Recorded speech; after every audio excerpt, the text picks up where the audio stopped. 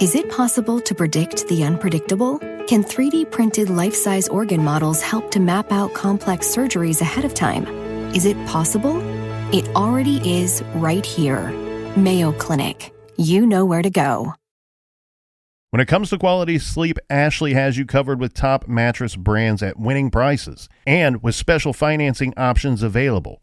You can snooze now and pay later. Plus, your mattress purchase helps give the gift of better sleep to children in need and U.S. Special Operations Forces. Visit your local Ashley store or shop online today and make every snooze count. Financing is subject to credit approval. See store or ashley.com for details.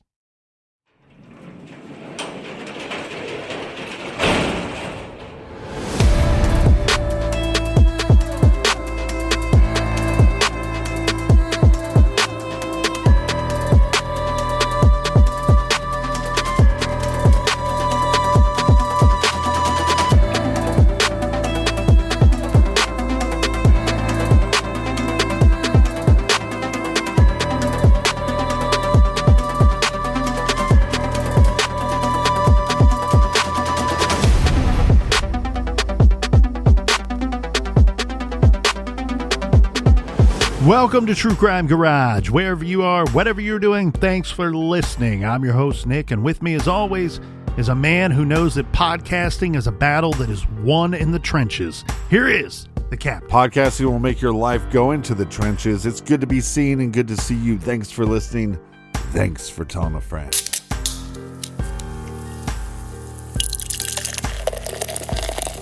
We are still sipping on some fantastic Midwest IPA by the Great Lakes Brewing Company, one of the OGs of craft brewing. Midwest IPA, it's hoppy, piney, very clean tasting with a hint of citrus, ABV 7%, garage grade 4.25 bottle caps out of 5.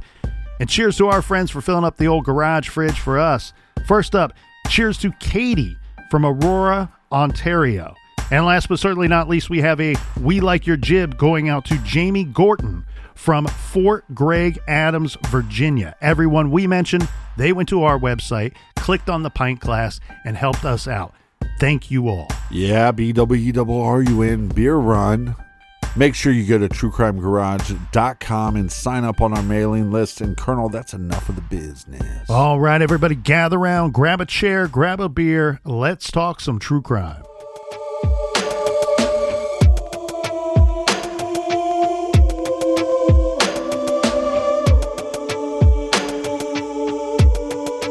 When we left off yesterday, Captain, we were talking about a situation where we have 21-year-old Johnny Clarke, and he's staying at his 20-year-old girlfriend's home, Lisa Straub.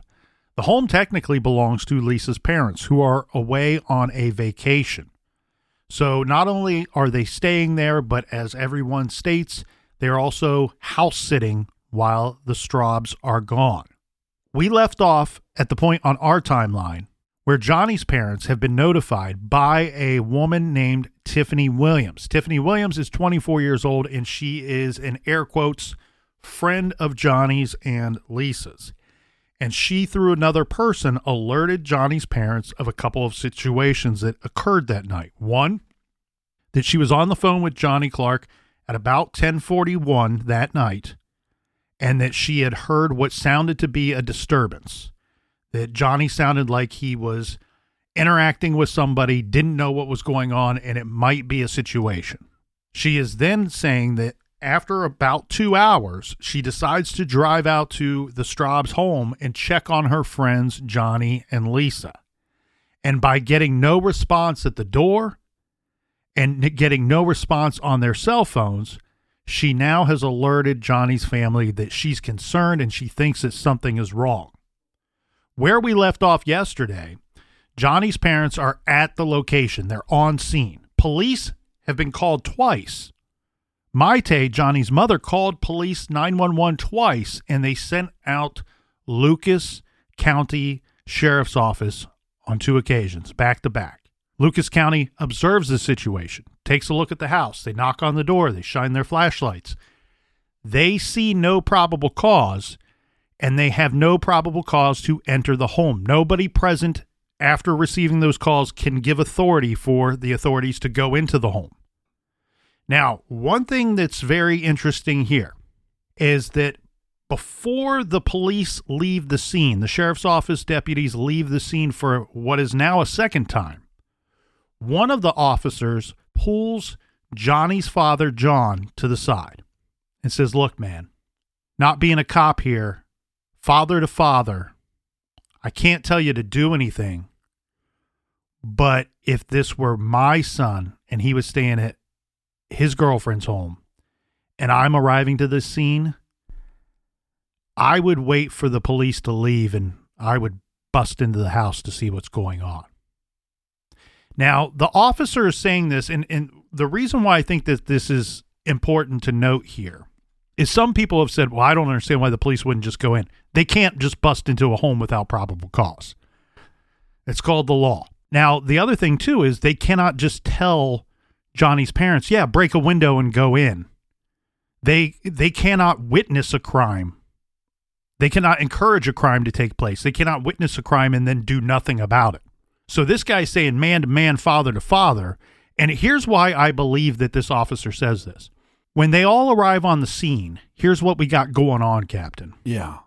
The Straubs, the parents, Lisa's parents who are gone, they own 3 vehicles.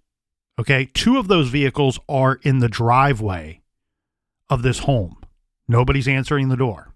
Johnny's father, John, is quite the strong guy. He's a bit of a bodybuilder, good-sized man.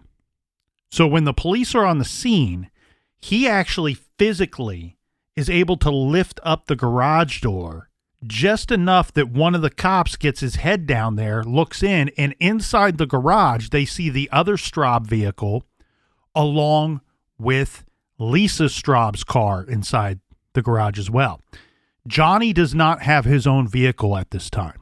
So what's weird is the 2 youngsters, Johnny and Lisa, who are staying there and house sitting, all their means of transportation are there present at the home. There's no vehicles missing from the home. And then you compound that with Tiffany Williams saying earlier at 10:41 p.m., I'm on the phone with Johnny and he's saying, "What are you doing, bro? Who are you, bro?" As if that there's some kind of commotion at the house. And I'm very thankful that this officer encouraged the Clarkes to do something, to take matters into their own hand.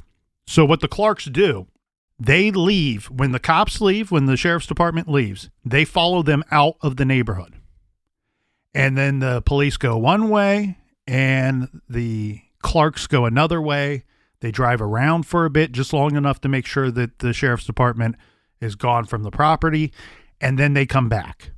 The Clarkes just don't bust in, break a window, bust into the house. They have a member of their family that is there that is a service member in our military serving this great country who says, "Look, I need to leave before you bust into the house because I can't afford to get into trouble. I have a rank and a job and everything.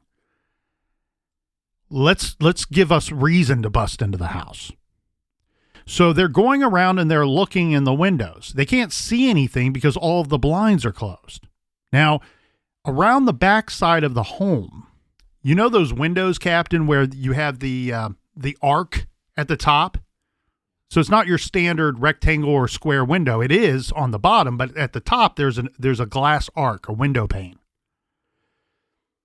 This portion of this window in the back of the home, there's no blinds up there. Often there is not when you have that kind of decorative window, but there are blinds on the lower portion of it.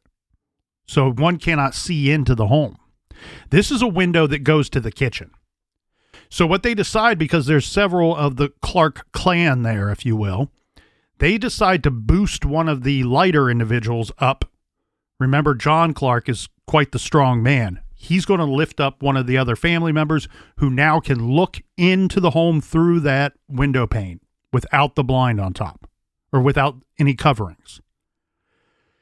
This person sees 2 individuals lying on the floor inside with bags on their heads, and they appear to be bound.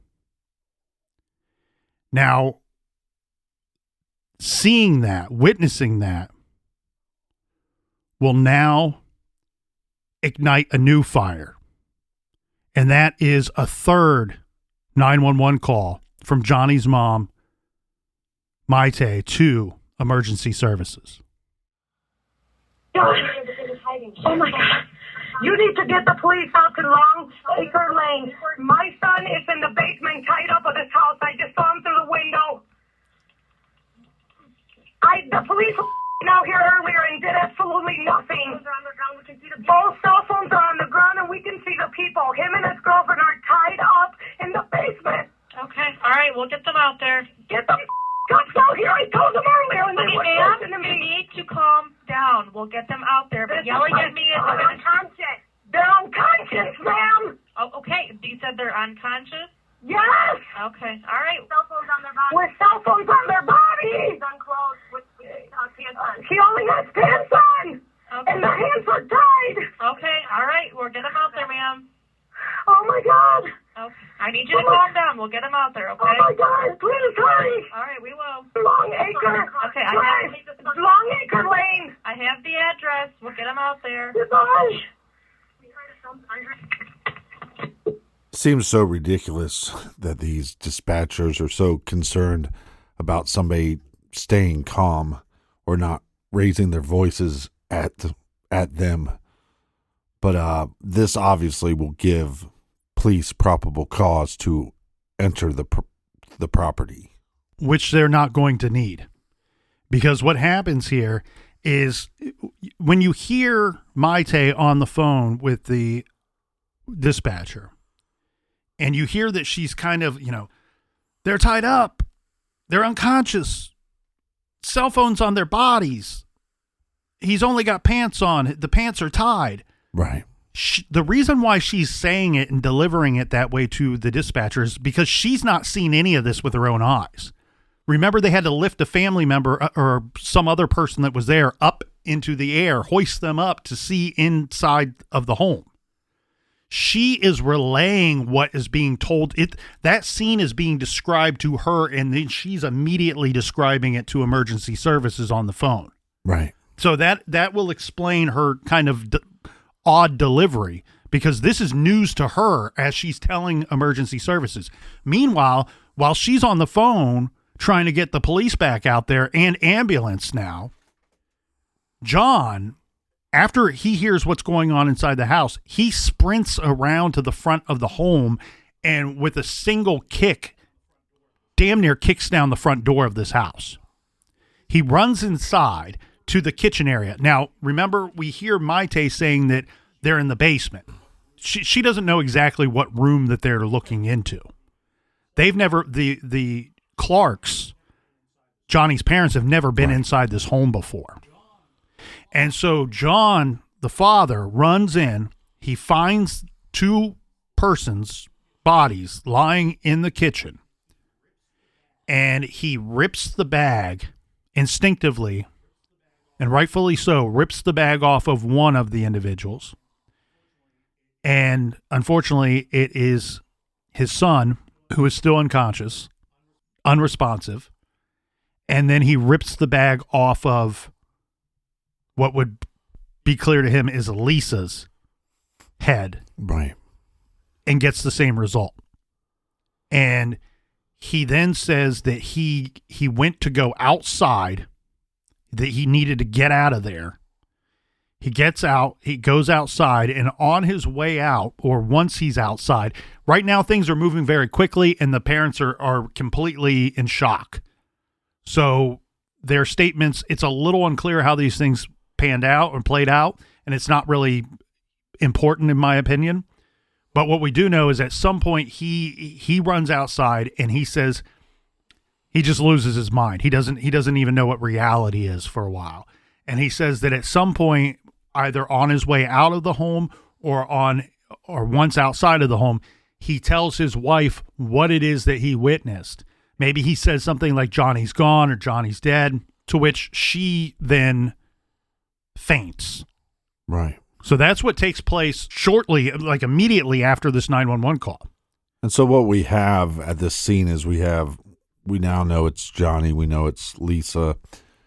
It seems like they were bound, and then their plastic bags were placed over their heads. But do we have anybody seeing? Do we see any type of blood, or what else are we seeing at the scene? Well, we'll go through the evidence and through what they were able to witness at the crime scene. But one thing we need to point out here too is that, did we play the second call? Tiffany's? No. What was that? No. So after Maite's call, Tiffany Williams, who's still at the scene, she then calls and makes a very brief call to 911, and she's stating very much of the same that was just stated by Maite Clarke. Right. So she has a very brief conversation with the dispatcher, and at this point, the police emergency services are already en route. And it's surprising that Tiffany hasn't left at this point, because at some point there's kind of accusations coming her way as far as like, why did it take you so long to react to them not answering their phones? And then, they're at they're at the scene trying to figure out what's going on. And then you have Johnny's mom saying, "Hey, are you involved in this? Did you set my son up with something?" And just so everybody can follow along with our timeline here, the report I have, Captain, states that third and final 911 call from Maite comes in at approximately 3:50 a.m. So obviously the whole family is in a state of shock. It's hysteria. Then law enforcement comes back onto the scene, and obviously now they're able to enter the property. Yeah, and we've reviewed a lot of cases where emergency services have told us that if they can get to a scene and someone has, for lack of a better term, expired 15, 20, 30 minutes prior to their arrival, that they've witnessed and been a part of situations where they are able to actually save that person's life, bring them back. And I'm including that because it's important to our timeline to narrow down the time of death for our victims here. Now, what we have here, Captain, is John Gaines, as we said, John Gaines' entry to the home. He discovers Lisa and John they're both bound at the hands and neck with plastic bags over their heads. He instinctively rips the bag off of his son's head to expose his face, but gets no response. John then moves to Lisa and does the same, only to get the same sad outcome. She too is not responding. Deputies from the Lucas County Sheriff's Office respond to the scene yet again, this time along with firemen shortly behind them, who will perform life-saving efforts, but tragically this is to no avail. The two youngsters have been out for far too long, and they are officially gone at this point in our timeline. Sources report that when the bodies were discovered, that Johnny's head was facing west, with his hands and feet bound with black duct tape. And the same black duct tape was used to seal the bag at his neck. Lisa was found facing east. Her hands were bound behind her back with duct tape, with the same similar bag as what was found on Johnny, and the same duct tape tightly wrapped around her neck as well. Now, one difference between the two victims here is her legs were not bound. So when you hear in the 911 call from Maite saying he's only wearing pants and the pants are tied, what she's trying to say is that his legs are bound. Like they used the tape to bind up him at the ankles. Right. And so he's wearing sweatpants, so this black duct tape would have been obvious to them even from outside looking from perched above that arc pane window pane. And Lisa is not bound at the legs. Now, she did say that, he's only wearing pants. Well, they have an obstructed view, and the crime scene the reason why there's an obstructive view is because they're found in the kitchen. And from their vantage point, some items that will be in the way will be the kitchen table as well as some of the table and chairs. Okay. So what they cannot see is actually both of them are fully clothed. Both of the victims are fully clothed. However, their shirts are bunched up toward the top of their bodies. And so it appeared that he has no shirt on from looking outside, looking in. Now, as said, both their shirts appear to have ridden up to expose their stomachs. But investigators noted that this did not seem to be in any way or any form of sexual assault or any type of sexual way, but rather because, as it would appear to investigators, both victims were moved after having been bound. So they were dragged. And the victim's shirts then bunched up to their chests. Right. As the likely result of someone, or very likely, especially in Johnny's case, someone's dragging the victims across the floor to stage them or place them in the kitchen. And I say someone's because, look, I get it. You're dragging someone, and that takes away some of the weight here. But Johnny's 5'11", 205 pounds. So he's not a small boy. It probably, I would wager a Franklin, Captain, it took two to move him. So I think we're looking for, at minimum, two perpetrators in this horrific crime. Brian, like you said, we don't have evidence of sexual assault, but we were told earlier that the house looked like it was ransacked. Do we have evidence that the motive might have been a burglary here? You're spot on here, Captain, because still to this day, this horrible crime takes place very early 2011. We're sitting here in the garage, 2023, and it's unclear to this day what exactly the motive was. Now, as we get through this, I think that our listeners will see and maybe share the same opinion that we have, that there might be more than one motive at play here. Now, especially if we are to consider that we may have more than one perpetrator. So, some more details from the crime scene. An empty wallet is placed on Johnny's bare stomach. This would turn out to be his wallet. Some have suggested that the wallet left in this manner by the killer was as if to send a message. Both victims displayed signs of petechia on their faces. It was very clear to Lucas County Sheriff's investigators that a struggle had taken place.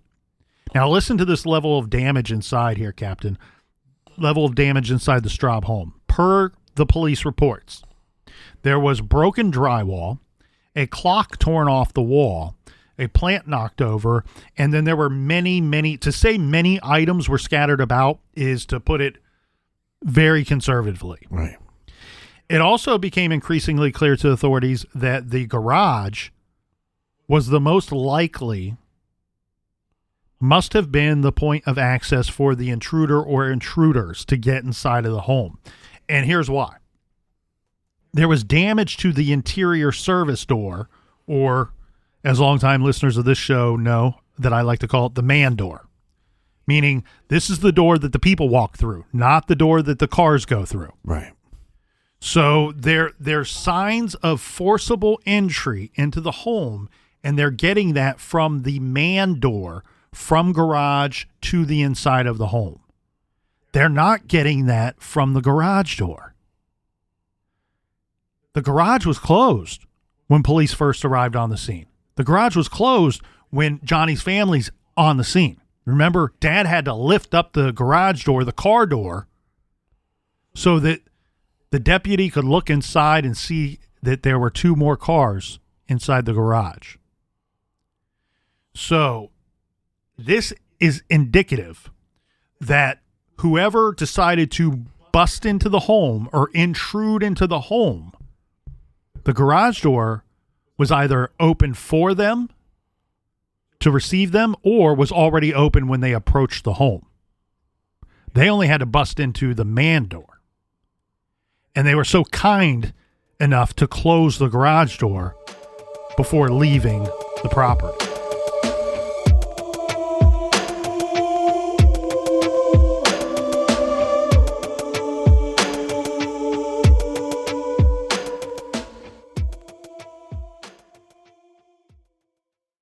This show is sponsored by BetterHelp. Do you look forward to the holidays? Maybe you struggle with seasonal blues. This time of year can be a lot, and it's natural to feel some sadness or even anxiety about it. But adding something new and positive to your life can counteract some of those feelings. Therapy can be a bright spot, something to look forward to make you feel grounded, and to give you the tools to manage everything going on. If you're thinking of starting therapy, give BetterHelp a try. It's entirely online, designed to be convenient, flexible, and suited to your schedule. Just fill out a brief questionnaire to get matched with a licensed therapist and switch therapists at any time for no additional charge. Find your bright spot this season with BetterHelp. Visit BetterHelp.com/garage today to get 10% off your first month. That's BetterHelp, HELP.com/garage. Is it possible to predict the unpredictable? Could surgeons use a patient's own anatomy to create 3D printed life-size organ models to map out challenges ahead of time, making surgery more precise, efficient, and less invasive? Is it possible? It already is, because every day we're doing what's never been done. Learn more at mayoclinic.org/possible. Mayo Clinic. You know where to go. Dreaming of overseas adventures or connecting more deeply with family from afar? Rosetta Stone bridges the language gap. I've tried others, but Rosetta Stone's immersive lessons and voice feedback technology are game changers. Dive into 25 languages by learning intuitively, just like when you were a kid. And here's the holiday sparkle. Grab a lifetime membership now and save 50%. Gift yourself the world. Head to rosettastone.com now and save 50%. Want to grow your business in the next 12 months? It starts with your culture. Insperity, a leading HR provider since 1986, can help your business create a culture that drives growth. Download their free ebook, The Future of Business is Culture, at insperity.com/pod. With the right people, processes, and values in place, your company can realize its full potential. Set your business up for growth. Download the free ebook at insperity.com/pod. Insperity, HR that makes a difference.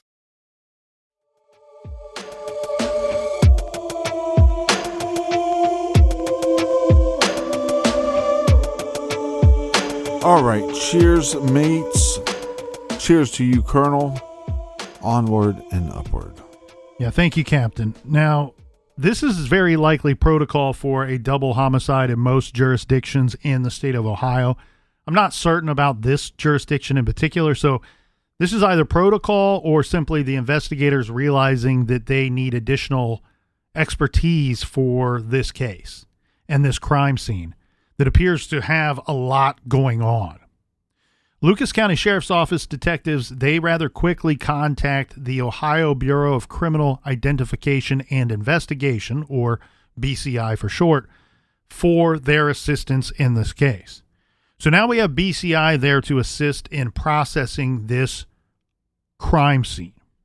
As observed by the Lucas County Sheriff's Office when BCI had arrived, we get Special Agent Supervisor Ed Bierstad, who notices that the crime scene does not only show signs of force or forcible entry, signs of obvious struggle, but now this officer is saying we need to include that this house appears to have been ransacked. And I mean, let's say very ransacked, because I've seen the pictures. Very ransacked if we were to try to discuss levels of ransacking. Yeah, we'll try to post as many photos about this case and the people involved, obviously. And those are, you can always find those on our social media. So we have, to put it short and sweet, we have cabinets that have been opened, drawers pulled out as if someone's searching for something. Now, in the master bedroom, the mattress was pulled completely off of the box spring. as if to reveal anything potentially hidden under the mattress. In the walk-in closet, we have clothing that is, torn from the hangers and thrown all over the floor. But question for you, because sometimes when we have a house that quote unquote looks ransacked, is it staged to look that way? To throw law enforcement off of what the possible motive of this crime would be? Yeah, and we have a dresser that's overturned. A panel leading to the attic space is open. And as said, there's damage to the drywall. Significant damage in areas of the home to the drywall. And this could be both clear sign of struggle. Usually it is. But we usually cover cases where there's not this level of ransacking going on inside the home. And so I want to point out something here, too, that the destruction to some of the drywall could be happenstance from a struggle. Look, Johnny was a tough kid.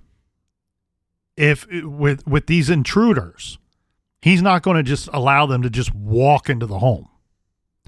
He's going to put up a fight. So there's our struggle. But on top of that, with all this ransacking, keep in mind, some of this damage to the drywall may be more part of the ransacking than just that struggle.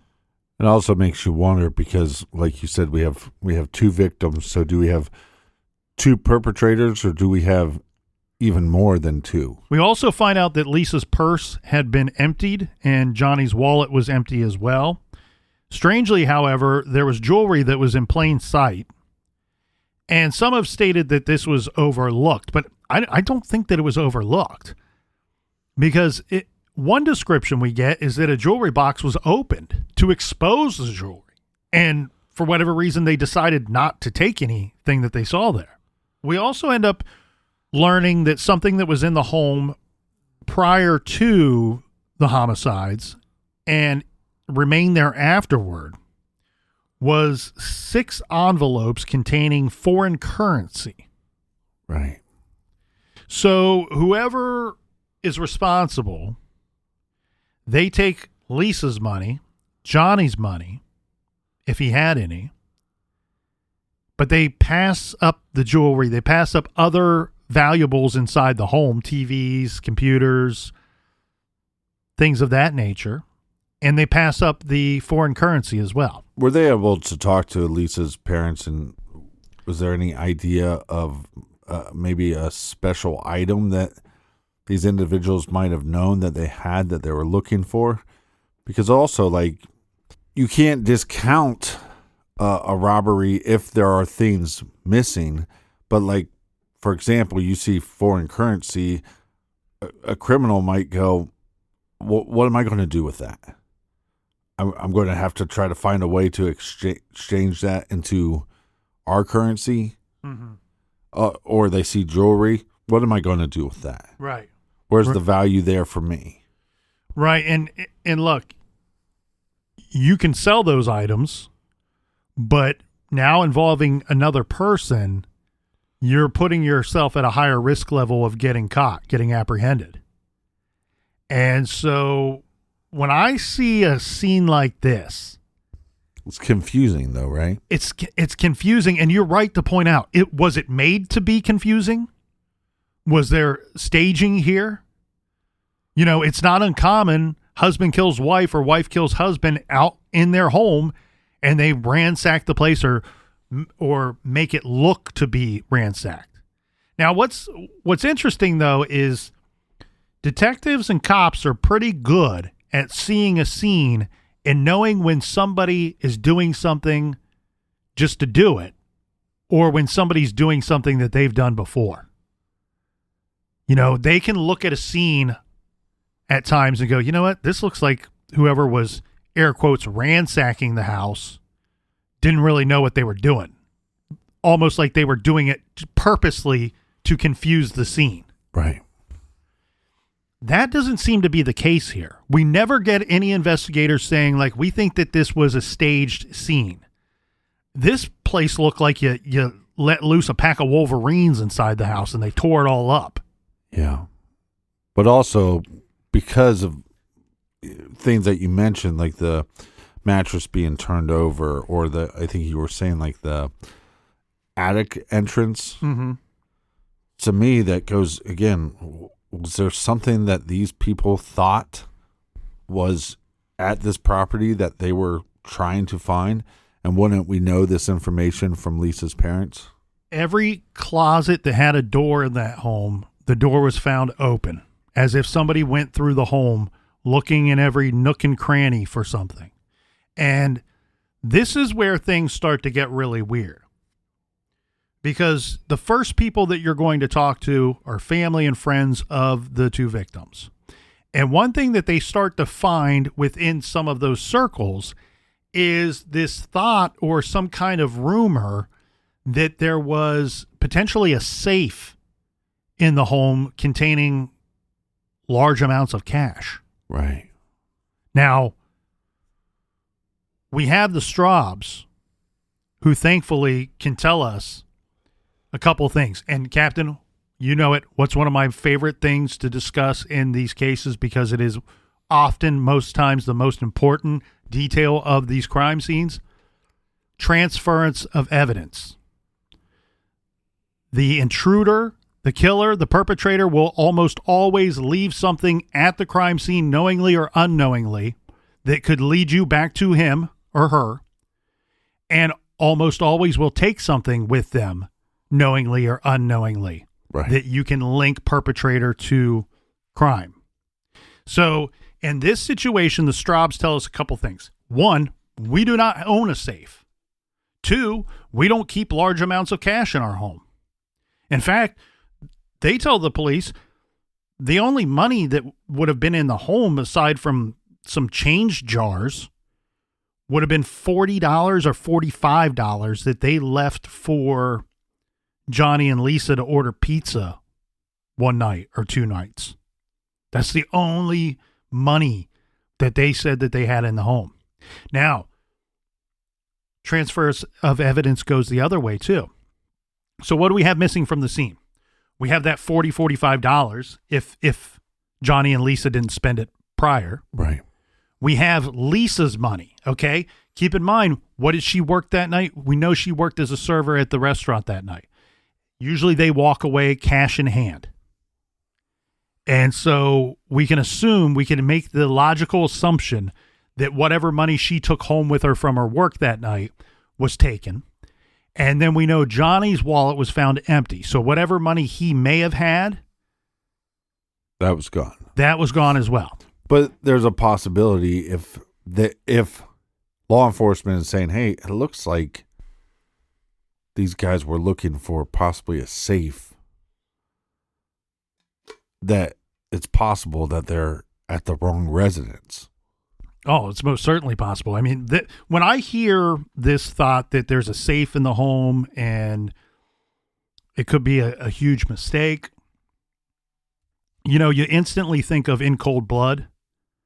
Who was that? The Clutter family that's killed because these two criminals, while they're in prison, they hear this bad rumor that the family had a safe with $10,000 cash in it decades and decades ago, when $10,000 was a whole heck of a lot of money, much more than it is today. And they go in, they kill the whole family, no safe. Right. We covered the Cheshire murders. Now, those two horrible monsters, subhumans, they claim that they believed because it was a rich, wealthy neighborhood that they believed that they would find a lot of money inside the home, and that maybe even a safe and a lot of valuables. They don't find that. People don't live that way today. Most people walk around with cards. Right. Plastic.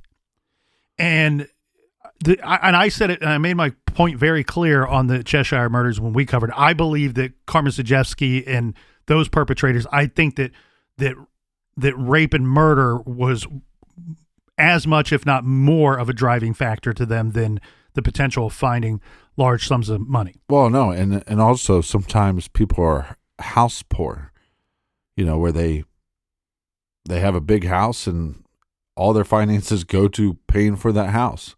They don't have extras. Unfortunately, I'm garage poor. Me too. But So your garage is a little bigger than mine. we got a couple of other things going on at the scene, though, Captain, that we need to get to. We have 2 knives that are missing from the block that would be in the kitchen. Right. And we know that duct tape was found on our victims. Lisa's parents tell police we didn't have any black duct tape in our home. And so now we know that the killers did bring something with them. Right. And beyond the money, just the cash, they took something with them as well.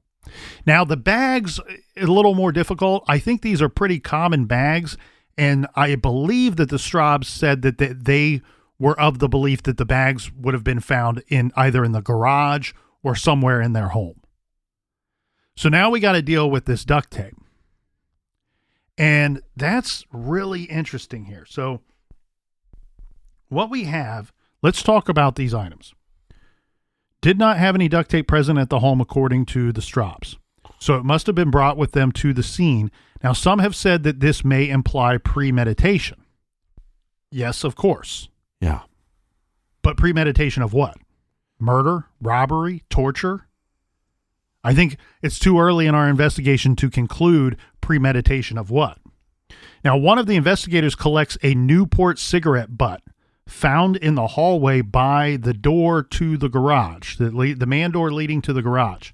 Nobody in the family is a smoker? Nobody in the family is a smoker. And then on top of that, yeah, according to Tiffany Williams, they were going to come over and hang out at the house and you know, not really a party, according to Tiffany Williams, 4 people just hanging out at the house. There weren't, the Straubs had a strict rule against that, but they also had a strict rule against smoking in the home. Nobody was permitted to smoke in the home. And as we just covered, there's no smoker that lives there. So this Newport cigarette butt is going to become just as important as the duct tape that was found on our victims. Well, and because like you said, there's so much ransacking that you have to now, you're going to be testing for fingerprints and you're going to be testing for DNA. But some evidence that we're going to have to go through, you know, as far as law enforcement is going to have to go through at the scene is what happened to these 2 victims. We know that they were bound and we know that there was bags placed on their head. We know they're dead, but how did they die? Yeah, so the petechia is going to be one of the telltale signs of what may have happened to them. And I say may have happened to them because once we get the medical examiner's report, it's a little inconclusive. So it's both deaths ruled a homicide, no doubt about that.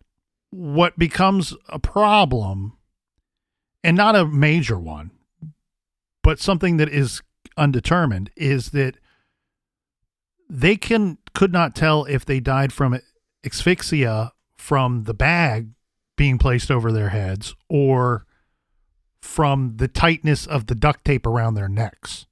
So maybe it may have been a combination of both. To put it short and not sweet at all, they died of lack of oxygen. Both of them.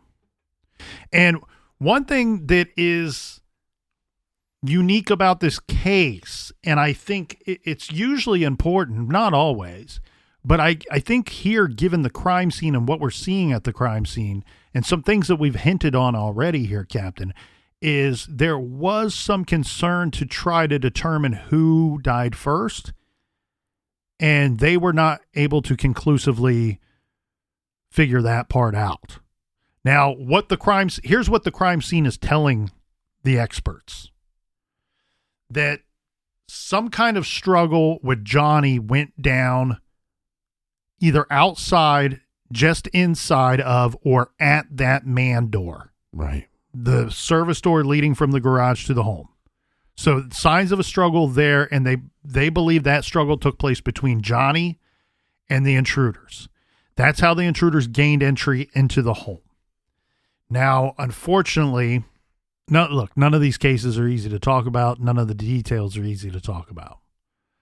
But what the crime scene indicators are telling the investigators is that when this is happening, when the commotion is heard by Lisa, she tries to run and hide. So she runs upstairs to the upper level to her room closes and locks the door behind her, and it's believed that she attempted to hide underneath her bed. The intruders go up the stairs, kick in her door, and drag her from out underneath of that bed.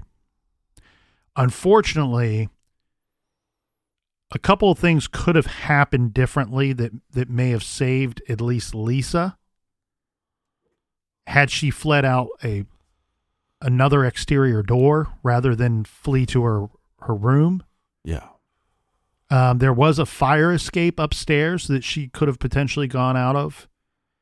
And her cell phone, unfortunately, was believed to be in another part of the home. So she flees up to her room with no chance of calling anybody for help while she's in there. Now, look, this case sucks. I don't mean to scare anybody, but we do get these false senses of security, right? Like we close our bedroom doors at night because we're told as children that if there were to be a fire, that you can touch the doorknob and see if it's hot.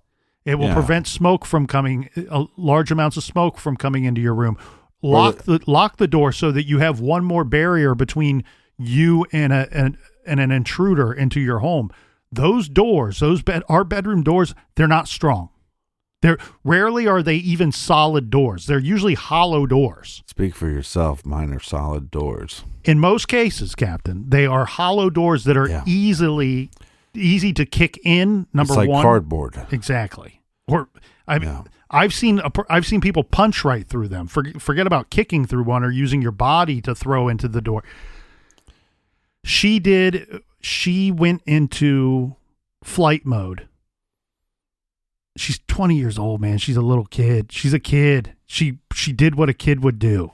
You see something that you don't understand that scares the hell out of you, and she attempted to run and hide from it. Yeah, if I'm law enforcement, the call that the friend hears Johnny say, "Bro, what are you doing?" To me, that points to one individual, but we don't know. Did he see one individual and then the next individual made themselves known after the disconnection of that call? But because there's two victims, and like you said, I mean, Johnny's not a small guy, and you have to move that individual, the amount of ransacking in the house, this, again, it points to at least two. Mm-hmm. You know, I don't think if you're law enforcement, you can rule out the possibility that there's even more than that. Because you have to then bound these individuals, and that would be very difficult. And we don't have any evidence if the intruder had a gun or not.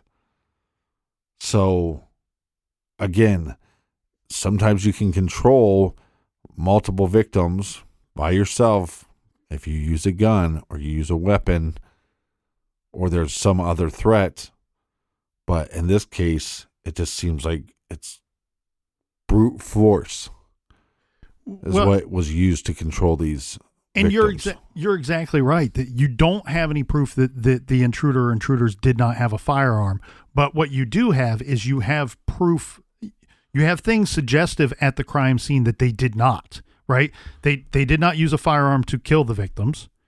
There's no bullets that are found. There's no bullet holes that are found. There's no loud gunshots that are heard by anybody in the neighborhood.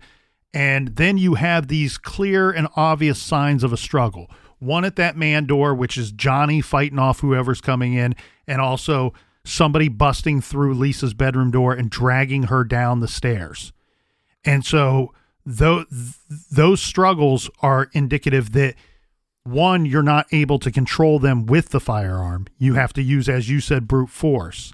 And then on top of that, the premeditation, right? We don't know what it is premeditative of, right. But binding the knowledge of knowing in advance, you know what?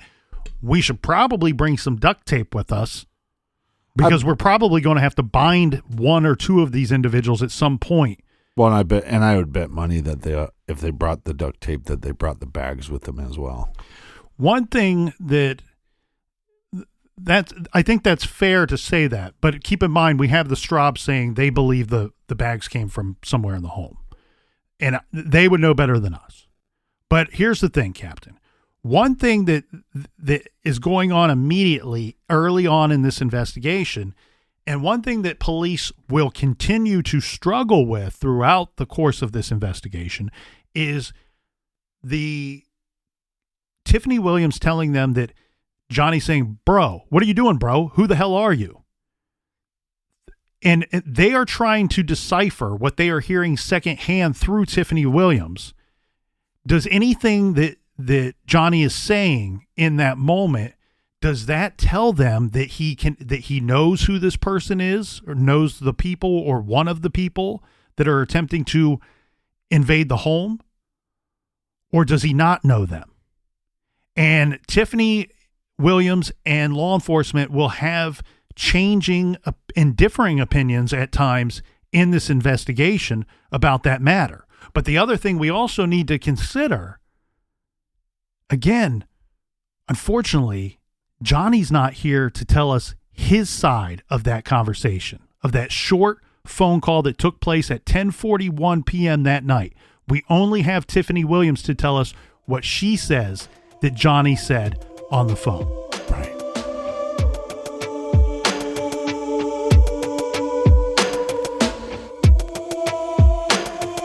So much more to get to in this case. You're going to have to join us back here in the garage next week. But until then, Colonel, do we have any recommended reading for the beautiful listeners? This week, Captain, no surprise here. We are recommending Where Do We Go From Here? Chaos or Community by the great Dr. Martin Luther King Jr. In 1967, Dr. Martin Luther King Jr. isolated himself from the demands of the civil rights movement. He rented a house in Jamaica with no telephone and labored over his final manuscript. Here, he lays out his thoughts, plans, and dreams for America's future with a universal message of hope that continues to resonate. King demanded an end to global suffering, powerfully asserting that humankind, for the first time, has the resources and technology to eradicate poverty. Check out this week's recommended reading, Where Do We Go From Here?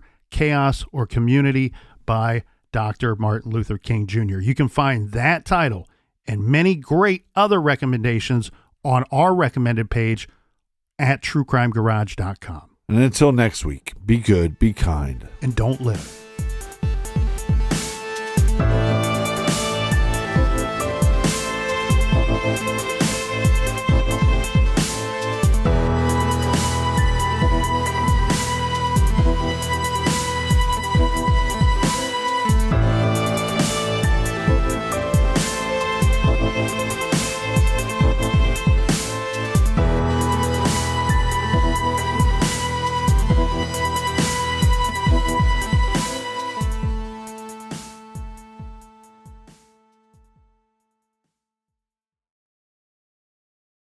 Is it possible to predict the unpredictable?